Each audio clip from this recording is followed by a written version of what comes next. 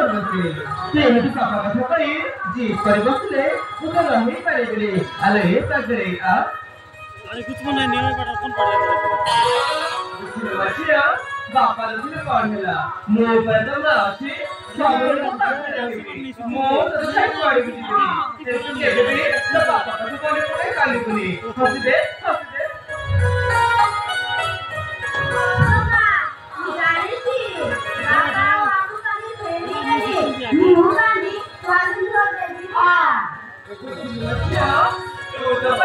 ମୋର କଟିଏ ଝିଅ ମୁଁ ତ ସବୁ ପୂରଣ କରିବି ବାପାର ଥିଲେ କଣ ହେଲା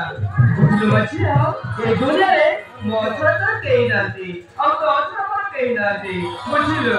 ତୁ ମୋର ଦୁଃଖ ସରା ତୁ ମୋର ଦୁଃଖ ସରା ମୁଁ କେବଳ ତୋ ପାଇଁ ତୁ କେବଳ ମୋ ପାଇଁ